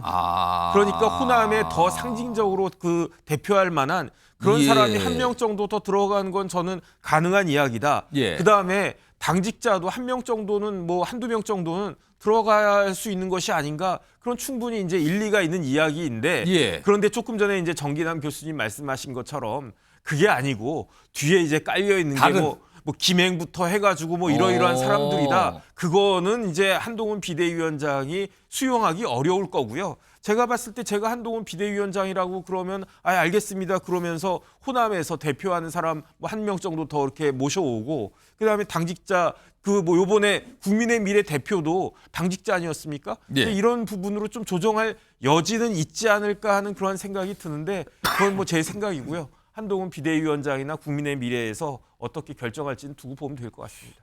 이게 그동안 지역구 공천 관련해서는 상대적으로 순탄하다는 인상을 줬던 그리고 그런 평가를 받았던 국민의힘인데 막판에 무속 출마가 지금 나오고 있는 상황이고요. 비례대표 공천과 관련해서 지금 친윤 실세로 꼽히시는 의원이 강력한 문제 제기를 하고 있는 상황이 된 거예요. 지금. 자, 오늘 밤부터 이게 또 뭔가가 움직일 것 같네요. 지금요. 기다려보도록 하고요. 이런 가운데요. 유동규 씨. 인천 계양을 출마한다 그랬잖아요. 그리고 거기서 뭐 활동도 한다 그랬는데. 근데요, 오늘 기자회견을 했네요. 무슨 말을 하는지 들어보시죠. 네, 저 유동규는 22대 국회의원 예비 후보를 사퇴합니다. 겸허한 자세로 지금 받고 있는 재판에 충실히 임하고자 합니다. 원희룡 후보가 지금 계양에서 도전하고 있습니다. 원희룡 장관을 많이 힘을 주시고 정치 개혁을 원하신다면 이런 이재명 같은 사람이 정치인이 돼서는 안 되고 원희룡 장관이 힘을 좀 몰아주셔서 당선될 수 있도록 노력해 주시기를 부탁드리겠습니다. 김시영 교수님, 유동규 예비후보, 이제 예비후보 사퇴한다고 그랬는데 아니 원래 출마할 때도 사실은 막판에 가서는 본인이 이른바 드랍, 그러니까 사퇴할 거라는 전망들이 많았었는데 지금 상당히 빨리 사퇴를 한 거예요. 이거 왜 이런 결정했을까요? 그렇죠. 일단은 뭐 본인이 뭐 제가 볼 때 출마 선언 자체가 예. 그냥 국민들의 관심을 좀 끌려고 하는 일종의 관종 정치가 아니었을까. 그럼 관심을 충분히 끌었다는 판단일까요? 예. 그런데 이제 실질적으로 이제 출마를 하려면 이제 선거 기탁금도 내야 되고. 이제 등록 기간이 다가오니까. 예, 등록하게 되면 아마 이 2천만 원 정도가 아마 그 등록금을 내야 되는 부분이 있거든요. 또 그게 선거 사무소도 만들어야 될 수도 있고. 근데 지금 어느 당에 들어가서 출마하는 거 아닙니까? 그런데 본인 일단 뭐 출마를 하게 되면 당에서 일단 뭐 지원해 줄 수도 있지만. 예, 지금 화면에 나오네요, 지금요. 조기까지였던 거죠. 자유통일당인가요, 이름이? 예. 그래서 실질적으로 개항에서는 실질적으로 어떤 뭐 예비 후보로서의 어떤 선거운동을 한번 해본 적이 없거든요. 그리고 뭐 국민들께서 보면 유동규 후보가 개항을에 나와서 이재명 후보를 따라다니는 어떤 스토킹 캠페인도 좀 굉장히 조금 기대하고 관심 있으셨을 텐데 예. 그럼 그런 거 없이 그냥 본인이 그냥 저렇게 냈는 것 같습니다. 아무튼 많은 분들의 반응이 이거 생각보다 빨리 사퇴를 했는데요. 어떻게 된 겁니까? 이런 질문들을 하시더군요. 자, 다음 주제는 야당과 관련된 내용 좀 넘어가 보죠. 여기도 지금 뭔가 내홍처럼 비춰지고 있거든요. 그 주제 확인해 보시죠. 도덕성 최하점 나왔습니다. 그리고 또 나온 막말의 흔적.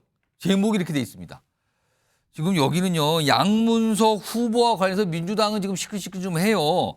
일단 오늘 사실은 양문석 후보가 과거에 남겼던 글들, 여기도 이게 발칵했거든요. 특히 노무현 전 대통령에 대한 폄하, 굉장한 비판, 이게 논란이 돼서 지금 친노 인사들, 친문 인사들이 강하게 반발하고 있는 상황이거든요. 그런데요, 오늘 봉하마을을 갔어요. 화면 좀 보겠습니다. 원래는 오후에 갈 걸로 알려졌는데 오늘 새벽에 일찌감치 다녀왔더군요. 그래서 이것도 기습 방문 아니냐 뭐 이런 얘기인데 일단 저런 모습, 무릎을 꿇고 뭔가 사죄하는 듯한 모습이 있었어요. 그리고 유가족에 대한 사죄, 노무현 전 대통령을 좋아하고 그리워하는 국민에 대한 사죄를 드립니다라고 다시 한번 사과 입장을 냈습니다. 그런데요, 오늘 이재명 대표는 사실은 양문석 후보를 약간 두둔하는 입장을 주말 동안 보였는데 오늘도 좀 입장을 냅니다. 들어보시죠. 양문석 후보의 발언 지나쳤죠. 그리고 사과해야죠. 과거에도 사과했던 걸로 압니다. 또 사과하고 있습니다. 그 이상의 책임을 물을 것인지는 우리 국민들께서 판단하실 걸로 생각합니다. 잘못된 거 맞습니다. 그러나 기준은 동일해야 된다라는 생각 가지고 있습니다. 근데 양문석 얘기는 그만하시면 좋겠습니다. 이재명 대표도 좀 뭔가 질문이 불편한 것 같네요, 지금. 자, 일단 본인이 사과했고 이재명 대표도 사과했다. 이 정도면 된 거 아니냐. 이런 약간 분위기로 말을 하죠. 그런데 화면 좀 보시죠. 이게 보도가 지금 계속 나오고 있어요. 2007년 정도니까 당시가 이제 한미 FTA 체결 이게 굉장한 이슈였잖아요. 근데 당시가 이제 노무현 정부 당시인데 체결이 됐잖아요, 그때. 근데 이걸 다시고 어떤 글에 칼럼을 썼는데 이렇게 써요. 노무현 등 누구누구 이름을 거론하면서 가면 쓴 미국인들이다. 한국 땅 밟지 못하도록 공항 폐쇄에 쫓아내야 된다고 얘기합니다. 그럼 이 대상에는 노무현 전 대통령이 들어가 있는 거예요. 그러면서 매국노는 매국노라고 불러야 한다고 얘기를 해요. 그러면 이게 또 약간 좀 더 추가적으로 나온 사안이거든요. 이게 보도가 계속되고 있거든요. 특히 김부겸 전 총리가 강한 불만 표시를 좀 하고 있는 상황이거든요. 그리고 이재명 대표가 주말 동안 내놓은 말도 좀 묶여 있습니다. 들어보겠습니다. 워낙 저한테 화가 그래도 하여튼 뭐 어쨌든 간에 상황이 이렇게 됐는데 좀 수습할 수 있는 건가 생각합니다. 수습. 그래서 뭐 새로운 게 더 나오면 그거는 누구도 보고 못 한다. 안 보는 데서는 임금욕도 한다면서요. 맞아요. 우리 윤석열이 옛날에도 아니에요. 저작거리에서 왕을 흉보는 연극을 해도 왕이 잡아가지 않았어요. 그게 숨 쉴 공간이라고 하는 겁니다. 정기환 교수님. 그러니까 이재명 대표는 아니 그 정도는 할 수 있는 겁니다. 취지인 것 같고요. 그리고 양문석 후보는 반복해서 사과를 하고 있어요. 자, 이 정도로 넘어가서 후보직이 유지될까요? 이거 어떻게 좀 전망하십니까? 공천을 책임지고 있고 당을 대표하는 이재명 대표가 저렇게 얘기하는데 예. 시간 벌기로 가겠다는 거거든요. 그리고 정봉주 후보지요. 예. 정봉주 후보가 결국 공천 취소가 됐을 때 이재명 대표가 뭐라고 그랬습니까? 살점이 떨어져 나가는 아픔을 얘기했습니다. 예. 근데 더 이상 두 번 겪지 않겠다라는 강한 뜻입니다. 그 살점 떨어지는 고통은? 그렇습니다. 자, 결국 선대위원장의 비판, 또 노무현 재단 이사장의 비판 다 외면하고 정면 돌파하겠다는 거거든요. 여기서 당내에서 이런 평가가 나옵니다. 이재명 대표가 야, 그동안은 좀 독한 사람인 줄 알았는데 예. 이제는 무서운 사람이구나. 이런 얘기까지 나오는 지경에 이르렀습니다. 결국은요. 양문석 후보 발언에 대해서 이재명 대표는 이를테면 정치인 노무현에 대한 비판 얼마든지 할 수 있다. 표현의 자유다. 나한테도 욕해라. 뭐 이런 어떤 입장을 취했어요. 자, 정치인에 대한 비판이 문제가 되는 것이 아니고요. 좀 막말의 수준도 있겠습니다만 이것은 많은 지금 민주당 내 원로들이 제기하는 것은 이렇습니다. 민주당의 정체성이라는 것 곧 DJ 정신과 노무현 정신이다. 지금 이 국회 본관에 민주당 사무실에 사진이 걸려 사진도 걸어놨지 않습니까? 예. 그리고 이것은 막말을 떠나서 노무현의 정신을 조롱하고 비하한 막말이라는 거예요. 결국 다른 말로 하면 민주당의 정체성을 부인하는 후보를 어떻게 우리 당의 후보로 내세울 수 있겠느냐라고 하는 문제 제기거든요. 이것은 지금까지 보여왔던 뭐 국민 눈높이, 통합적 리더십 이런 것과 다 연결된다고 볼 수 있습니다. 자, 그런데도 불구하고 이재명 대표가 저렇게 막무가내로 밀어붙인다. 자, 저는 이유는 단 한 가지라고 보여집니다. 예. 자, 결국 현재의 판세, 총선 판세에 대한 자신감이 있기 때문이다. 그것이 흔들리지 않은 한 밀어붙일 가능성이 높아 보입니다.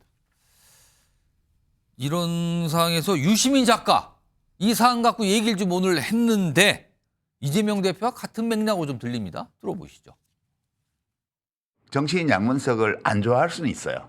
그러나 그걸 가지고 너는 공직자가 될 자격이 없어. 이제 진입장벽으로 그걸 쓰는 거는 그거는 노 대통령을 모욕하는 행위라고 저는 봐요. 대통령이 지금 살아계셨으면 한번 오락해라. 아니 돌아가시고 안 계신 노무현 대통령 애달캐달 하지 말고 살아있는 당대표한테나 좀 잘하라고요. 역심 변호사. 유시민 작가의 말 어떻게 들으셨어요? 그러니까 돌아가시고 안 계신 노무현 대통령을 애달파할 필요 없다. 그 이야기 아니겠습니까? 지금 당대표한테나 잘해야 된다. 살아있는 이재명 대표에게나 잘해라. 그러면 지금 쉽게 말하면은 정기남 그 교수님 말씀하셨지만 민주당의 정신적 지주가 양대 축이 DJ하고 노무현 대통령이었는데 아니다 이제는 DJ하고 이재명 대표다. 그 이야기 아니겠습니까? 그러니까 양문석 후보가 뭐 노무현 대통령 보고 무슨 가면 쓴 외국인 미국인 뭐 매국노 뭐 이런 그 험한 말을 썼다고 해도 그거 다 용납될 수 있다. 그 이야 왜 용납될 수가 있는가? 이재명 대표가 괜찮다라고 이야기했다. 그러니까 유시민 작가도 거기에 대해서 다 이해를 갖다 해야 된다. 저는 그렇게 이해가 되는데요. 사과라고 하는 건 뭐냐면은 피해자의 마음을 얻는 거 아니겠습니까? 그러니까 피해자가 아닌 가해자, 그다음에 제3자도 내가 이렇게 사과했으니까 끝이다 이렇게 이야기하는 건요. 사과가 아니고 제2차 가해다라고 저는 생각이 듭니다. 지금 당에서 뭐 친문계로 꼽히신 분들 중심으로 이거는 좀 문제 있는 거 아닙니까? 라고 얘기를 하고 있고요. 다른 쪽에서는 아니 그 옛날 얘기인데 그걸 갖고 왜 아직도 그럽니까? 이렇게 공천 취소하면 뭐 한두 명 취소해야 됩니까? 이렇게 또 반발하는 상황이 맞서고 있어요. 민주당 내부에서요. 이런 가운데요. 홍익표 원내대표가 양문석 후보와 관련해서 공천관리위원회가 들여다봤던 상황에 대해서 뭔가 얘기를 좀 해요. 들어보겠습니다. 제가 알기에는 공관위 내부에서 상당한 논란이 있었고 도덕성 문제에 대해서 특히 외부위원들께서도 여러분이 거의 최하점을 주고 사실은 경선 자격 주는 것에도 문제가 있다 이렇게 얘기한 분이 많이 계셨거든요. 그 당내에서도 의원들 내부에는 상당히 여러 가지 그 갑론을박이 존재하고 있어서 이 문제도 빨리 논란을 좀 종식하고 여러 가지 그 선당후사의 모습도 필요하지 않을까 생각합니다. 김영주 전 의원님, 그러니까 도덕성 점수에서 최하위를 준 위원들도 있었다. 근데 그냥 공관이 그냥 통과돼서 경선까지 갔다. 이 문제 제기네요 지금. 네. 사실 이런 문제 제기가 또 내부적으로는 또 진실 공방이 되고 있습니다. 그런 일이 있었다 없다 이렇게까지 부인하는 되고 상황도 있습니다만 나오고 어쨌든 있고요. 기본적으로 만약 오히려 차라리 양문석 후보에 대해 저런 토론이 없는 공간이었다면 그게 더 문제죠. 그런 사실이 있는데도 불구하고 검토가 하나도 안 되고 그런 토론도 없었다면 사실은 그런 의미에서 처음부터 임혁백 공관위 자체의 정당성과 투명성, 객관성이 다 문제가 있었던 거예요. 초지일관 문제가 있었다고 보여집니다. 사실은 홍익표 원내대표가 상당히 부드럽게 애둘러서 이렇게 표현을 했는데 지금이라도 김부겸 전 총리 선대위원장이 얘기한 것처럼 양문석 후보가 선당후사하는 것이 맞다라고 생각이 들고요. 실제로 과연 지금 현재 이렇게 해서 민주당이 이긴다. 양문석 후보가 국회의원 되는 것이 우리 국가의 미래에 위해서 또 노무현 대통령의 양심을 걸고 더 이로운 판단일까? 유시민 작가도 한번 다시 생각해 볼 필요 있다 그렇게 생각합니다. 자, 지금 이 공천과 관련해서 논란이 되고 있고 여러 가지 좀 시끌시끌한 상황이 계속 이어지고 있는 게 서울 강북을 공천이거든요. 여기 이제 박용진 의원이 현역 의원인데 정봉주 후보가 공천 취소가 되면서 다시 경선을 하는 상황인데요. 이게 또 복잡합니다. 일단 화면 좀 보겠습니다. 두 후보가 나왔어요. 박용진 현역 의원과 조수진 노무현 재단 이사장. 여기 노무현 재단 이사장 이사가 나옵니다. 변호사거든요. 근데 이게 다시 한번 전략 경선이라고 해서 두 인물로 되는 건데 이게 당에서 선택한 후보가 됐어요, 둘이. 근데 박용진 의원은 역시 앞선 그 경선에서처럼 마이너스 30% 감점을 받는 거예요. 근데 반면에 조수진 이 이사는 여성 신이라는 이유로 25점을 가점을 받는 겁니다. 그러면 결과적으로 55%의 격차가 시작부터 딱 나고 가는 거예요. 이 상태예요. 더군다나 이 강북 을인데요. 어떻게 경선하냐면 전국의 민주당 권리당원이 70% 참여합니다. 70% 비중으로. 그리고 강북을의 권리당원이 30%. 전국에 있는 민주당원들 대상으로 조사를 하는데요. 이런 경선이 됐습니다. 이 상황이. 이와 관련해서 박용진 의원이 뭔가 좀 얘기를 합니다. 불만 표시를 하죠. 들어보시죠. 답정너 경선이 아니냐고 많이들 그러시는데요. 승패가 정해져 있는 것처럼 보이기는 합니다. 약간 걱정스러운 모습이 벌어져서 정말 답답합니다. 이렇게 하는 결과는 경선의 결과는 저도 알고 이재명 대표도 알 겁니다. 다 같이 투표하셔서 이기는 민주당 선택하시고 박용진을 선택해 주십시오. 이번 총선 승리의 대전략은 바로 전북의 아들 박용진입니다. 자, 그리고요, 오늘 공천 취소가 된 정봉주 전 후보가 기자회견을 통해서 뭔가 얘기를 합니다. 눈물도 보였어요. 들어보시죠. 여러분과 함께 행복했습니다. 좀 성찰이 부족했던 시절의 그 발언으로 미래로 나가는 정치인의 발목을 잡는 것은 저 정봉주가 마지막이 됐으면 좋겠습니다. 그 강북을 전국 경선이 시작됩니다. 조수진 후보의 건투를 기원하겠습니다. 김철영 교수님, 지금 뭐 민주당 안팎에서는 박용진 의원이 이번 경선에서 조수진 후보 예비 이사와 이제 대결인데 이걸 이기는 거는 거의 불가능에 가깝다, 뭐 이런 평가까지도 하시는 분이 있어요. 지금 민주당 분위기를 제3자 입장에서 밖에서 보시기에 박용진 의원이 공천 받는 것만큼은 절대 안 된다, 이렇게 이해하고 계십니까? 그렇습니다. 지금 제가 볼 때는 이재명 대표가 너무 잔인한 정치를 하는 것 같아요.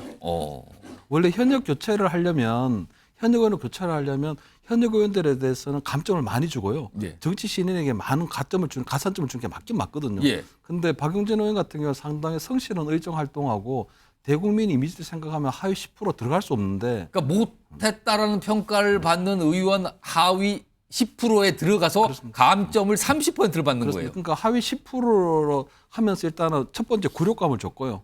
두 번째 정봉주 전 의원을 투입해가지고 떨어뜨리면서 두 번째 또 굴욕감을 줬거든요. 그렇다면 사실은 박용진 의원하고 경선을 시킬 게 아니고 전략 공천으로 해서 새로운 사람을 내보내면 되는데 굳이 또 경선 시스템으로 바꾸고. 민주당 입장에서 만약에 그런 분위기라면, 만약에 이제 박용진 의원에 대한 공천에 대해서 이거는 안 된다라는 판단을 만약에 민주당 주류가 했다면, 지금 말씀대로 차라리 다른 제3의 인물을 그냥 전략 공천하면 되잖아요. 근데 왜 경선을 하는 겁니까? 그러니까 이제 제가 볼 때는 박용진 의원이 찍히기도 굉장히 단단히 찍혔다고 생각하는 게 끝까지 굴욕감을 주는 거거든요. 끝까지 완전히 어떻게 보면 시쳇말로 밟아버리겠다는 뜻인데, 아마 옛날에 영화 대사에도 보면 왜 그러셨어 하니까 너는 나에게 굴욕감을 줘서 한 이런 것들이 있었거든요. 두 번째는 아마 이재명 대표가 이제는 민주당의 주인은 이재명이라고 하는 부분을 분명히 하고 싶은 것 같아요. 그러다 보니까 지난 대선 때 자기에게 토론회를 통해서 가장 많은 굴욕감을 안겨준 게 그때 당시에 박용진 후보였거든요. 그리고 이번에 박용진 후보 사례를 통해서 제가 볼 때는 앞으로 이재명 대표가 총선 이후에 당권 도전이라든가 2027년 대권 도전까지 아마 이재명 대표한테 아마 감히 제가 볼 때 대들 만한 당내 정치인 없지 않을까. 이 박용진 사례가 굉장히 좀 생생하게 증명해 주지 않을까, 이렇게는 보입니다. 정기장 교수님께 제가 한 1분만 드릴 텐데, 오늘 박용진 후보가 호남을 가서 본인의 경선에 대해서 본인 지지해달라고 호소했어요. 이게 무슨 상황입니까 도대체 이게. 호남에 가서. 누가 봐도 웃긴 상황 아닙니까? 저기 지금 박용진은 강북을 지역 후보예요. 근데 왜 호남에 갔냐? 자, 지금 호남에서도요, 전북의 권리당원 수가 상당히 많습니다. 호남이 많죠. 호남이 많은데 그중에서 전북이 많습니다. 그래서 전북을 간 겁니다. 또 두 번째, 박용진 의원이 전북 장수 출신입니다. 가면은 그래도 고향에 와서 호소하는 거죠. 자, 근데 이런 코미디가 어디 있습니까? 강북을 지역 후보를 지금 선발하는데 전국의 권리당원이 70%. 비중이 70%를 차지해요. 70%를 차지합니다. 그렇기 때문에 지역을 돌아다닐 수 있는 거예요. 두 번째, 강북구 지역 권리당원이 30%입니다. 자, 이것은요, 오로지 박용진은 절대 안 되는 목적을 달성하기 위해서 치밀하게 설계된 이게 시스템 공천인 거예요. 아니 근데 이게 복잡하게 저렇게 설계할 게 아니라 그냥 다른 인물을 전략 공천하면 안 되는 겁니까? 우리는 시스템 공천을 한 거니까요.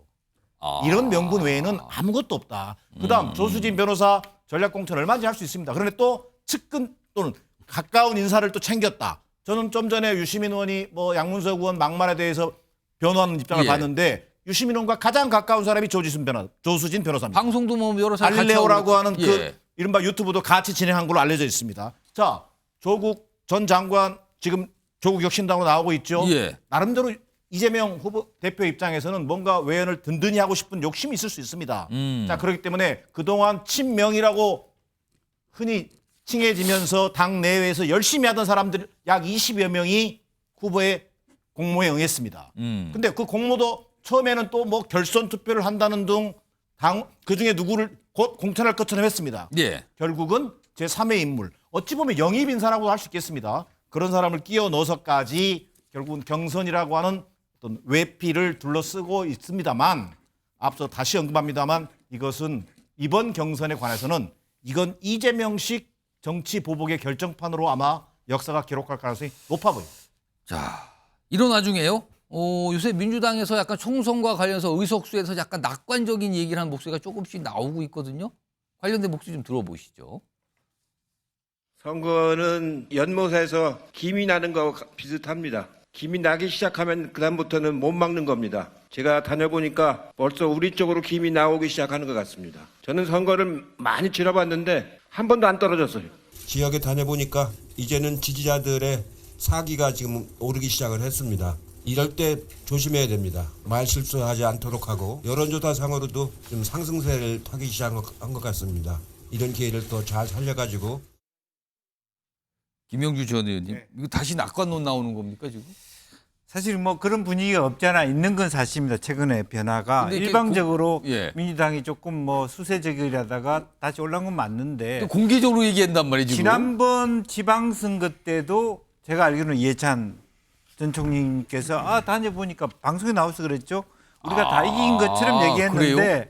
지난번 원사이드하게 다 졌어요. 지방선거 때도. 이미 그런 의미에서 저렇게 말씀하시는 거. 물론 선대위원장은 항상 선거에 임하는 조직원들에게 힘을 주는 뭐 자신감을 주는 필요가 있습니다. 그런데 그런 의미에서 이제는 몇 석, 옛날에는 200석, 뭐 100년 가는 뭐 그런 정도의 표현을 하지 않으셨고 김이 무럭무럭 나는데 무럭무럭 하는 정도로 좀 순화시켜서 말씀했습니다만은 그럼에도 불구하고 너무 지나친 낙관론, 항상 경계해야 되고 뭐 어쨌든 선거와 또 골프에 있어서 머리 쳐드는 거 결코 좋지 않다. 뭐 다시 한번 말씀드립니다. 그러게요. 뭐 선거는 마지막 끝날 때까지 봐야 된다는 말씀들을 많이 하시는데 일단 아까 앞서서 가장 첫 번째 주제로 국민의힘이 수도권, 특히 수도권 지역에서 조금 지지율 위기 아니냐. 이제 민주당에서는 지금 단박에 바로 약간 낙관적인 분위기가 또 나오고 있거든요. 이런 거 좀 약간 대비되는 상황 좀 전해드렸고요. 다음 준비된 주제는요. 고개를 좀 갸우뚱하게 하는, 이게 도대체 무슨 일이지? 왜 이런 일이 벌어지지? 이런 생각을 들게 하는 모습들을 좀 준비했는데요. 제목 역시 있습니다. 보시죠. 엉뚱 지역구에서 유세를 한 뒤에 한 말. 본인이 출마한 지역구가 아닌가 보죠. 그럼? 다른 지역구를 가서 유세를 한다고요? 굉장히 바쁠 텐데요. 지금 본인 지역구에서 유세하기도. 일단 민주당 후보 한 분이 무슨 마이크를 들고 뭘 해요. 그 영상이 우선 준비되어 있는데 확인해 보겠습니다. 같이 해주세요.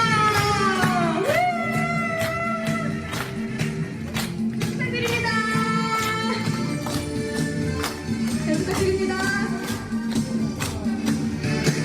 감사합니다. 열심히 하겠습니다.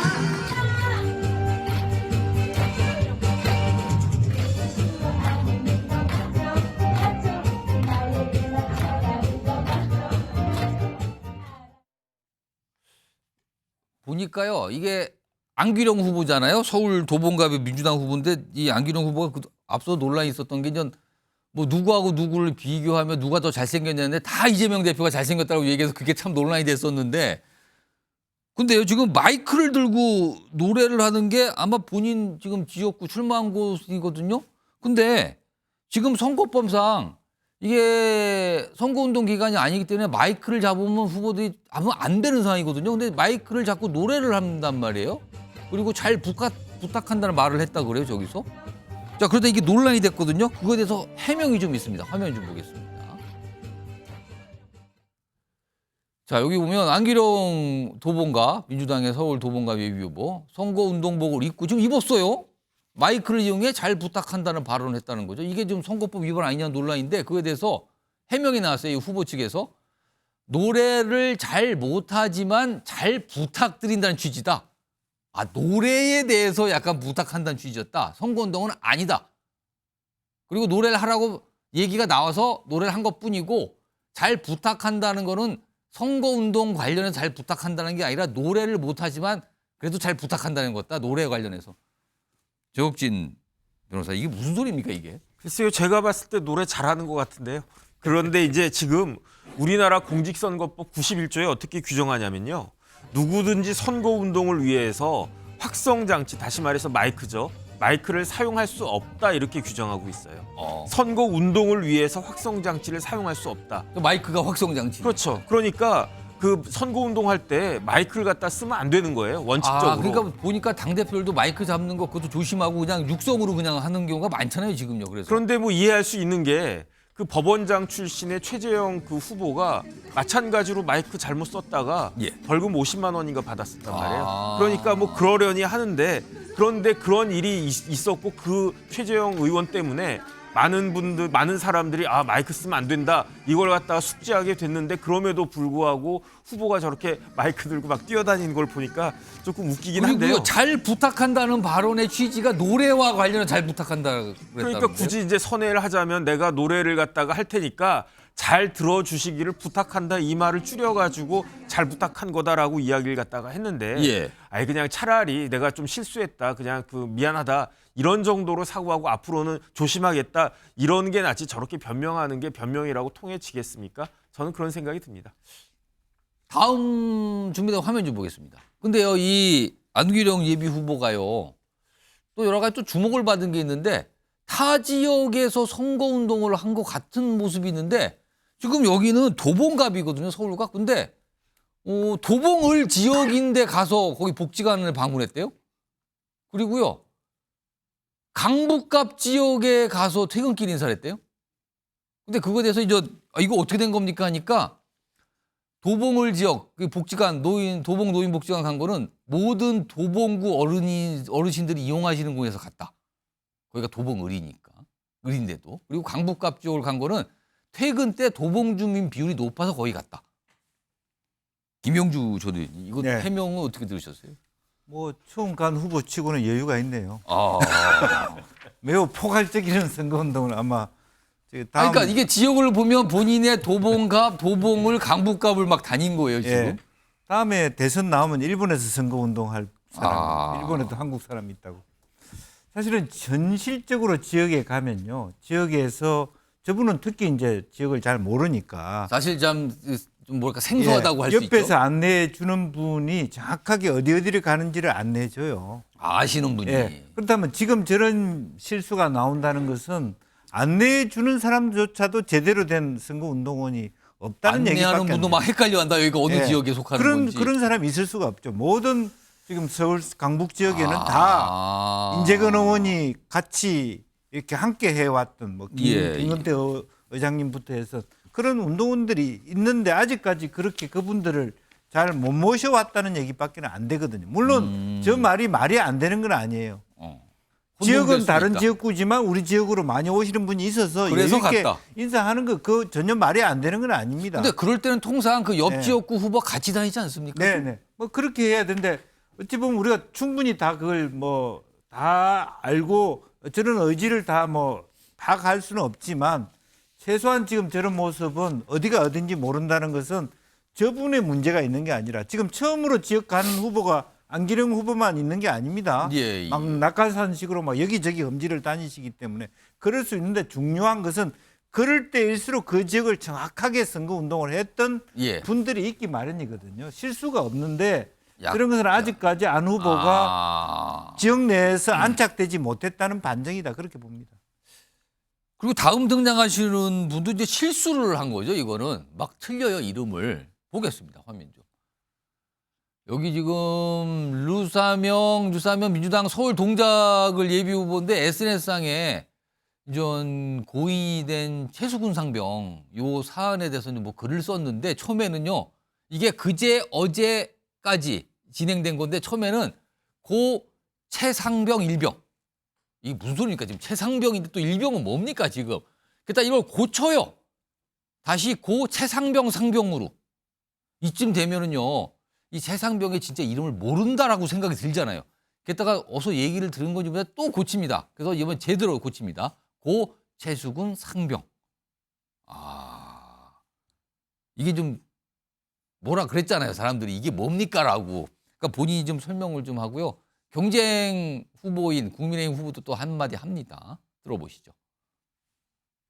바쁜 그 선거 과정에서 이제 차에서 오타가 좀 난 겁니다. 상병인지 일병 이런 거에 대한 하다가 정비가 안 된 상태에서 엔터가 제가 올라가는 그런 오타라고 해프닝이라고 이해를 해주시면 되겠습니다. 최수건 상병에 대해서는 이름을 잘못 해서 무리를 긴 점에 대해서는 사과드립니다. 정치 처음 오셔서 그런지 여러 가지 실수가 좀 많으시더라고요. 잊지 말아야 될 사건을 언급하시면서 이 최상병 일병이라고 썼다가 또 최상병 상병이라고 썼다가 이렇게 몇 번을 바꿔 쓰는 걸 보면서 좀 이해하기 어려웠어요. 실수죠. 사람 이름이니까 실수할 수 있습니다. 그런데 고 최수근 상병 사망 사건에 대해서는 사실 민주당이 굉장히 신경을 쓰는 이슈거든요. 근데 민주당의 후보가 그 이름을 아예 몰랐던 것 같다. 이렇게 인식이 되는 실수를 한 거거든요. 그래서 약간 얘기가 됐고요. 다음 화면 좀 보겠습니다. 미리 말씀드리지만 저 옆에 화면 오른쪽에 있는 게 포스터 형태거든요. 근데 이거는 유사명 후보가 만든 건 아니에요. 그런데 지지자로 보이는 분들이 만든 것 같거든요. 보세요. 유사명 후보가 발을 들고 뭔가를 밟으려는 자세잖아요. 근데 그래 냄비는 밟아야 제맛 더불어민주당이라고 돼 있어요. 그러면서 이런 포스터 사진과 함께 글이 동작을 해서 나베를 밟아버릴 강력한 후보. 좀 보세요. 여기 써 있어요 지금요. 저렇게. 이거 논란이 됐거든요. 후보 입장은요. 선거사무소에서 관련 웹자보 제작하거나 유포하지 않았습니다. 그리고 후보의 생각도 다릅니다. 이렇게 중단해 주세요. 이런 또 당부를 했는데 정기영 교수님 이거 무슨 상황입니까 이게 도대체. 그러니까 고 최수근 상병 사망 사건에 대해서 절대 잊지 않겠다라고 하던 유사명 후보이기 때문에 문제가 된 것이죠. 그 이름을 틀렸다는 거잖아요. 그럼요. 그러나 명백한 실수인 건 맞습니다. 그리고 또 그 실수를 바로잡는 것도 잘한 행동으로 보여집니다만 있어서는 안 될 실수를 했다는 것이고요. 더 나아가서 지금 성비하 논란을 일으킬 수 있는 SNS 포스터 이 경우는 아직 배포가 되지 않았다고 합니다. 그리고 또 지지자들이 만든 것에 불과하다고 하는데 이런 일이 쌓이고 쌓일수록 오히려 유사명 대표 아무리 선거 초짜라고 하지만 해서는 안 되는 실수 또 있어서는 안 되는 일을 방치해서는 안 된다고 보여지고요. 더 나아가서 지금 동작을 선거 만만치 않습니다. 나경원이라고 하는 국민의힘의 유력한 정치인과 맞서서 싸우는 유사명 후보 입장에서는 그럴수록 더 원칙과 정정당당하게 선거운동을 통해서 유권자들로부터 심판받으려고 하는 그런 모습을 보여주는 것이 더욱 중요하다고 생각되어집니다. 지금 선거인데요. 이게 살얼음판을 걷는데 이름 틀리고 막 이런 거잖아요, 지금요. 이런 모습이 있어서 좀 뒷말이 많이 나왔습니다. 다음 마지막 주제 준비되어 있습니다. 제목 보시죠. 자, 조국 비례대표 순번은 2번일까? 오늘 밤에 조국 혁신당의 비례 후보들의 순번, 그러니까 1번부터 쭉 뒤로 가는 번호를 발표한다 그래요. 그럼 과연 조국 대표는 몇 번을 받을까? 이게 관심이 떠올랐는데요. 화면 좀 보실까요? 오늘 지지율 결과 나온 것도 있는데 조국 혁신당이요 26.8%입니다. 비례대표 투표 정당 그 의향을 물어본 건데 더불어민주당보다 높아요. 많이 높아요. 이런 숫자가 나왔어요 지금요. 그렇다면은 이 정도가 유지가 된다면 비례 의석을 많이 상당 숫자 가져갈 거 전망이 되는 상황에서 조국 대표는 과연 몇 번일까? 화면 좀 보겠습니다. 이게 관심사인데 오늘 밤 9시에 일단 발표가 될 거라 그래요. 그리고 황운하 의원 역시 전 의원 역시 몇 번일까? 이런 거. 이게 좀 관심사인데 일단 조국 대표의 관련된 목소리부터 좀 들어보시죠. 어차피 조국은 될 것이니 다른 사람에게 표를 줘야겠다.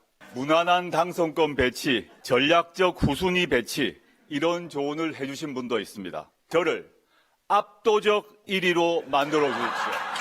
저는 조국혁신당의 창당을 구상하고 준비하고 성사시키는데 주도적 역할을 했습니다. 여러분께서 저를 압도적 1위로 만들어 주셔야.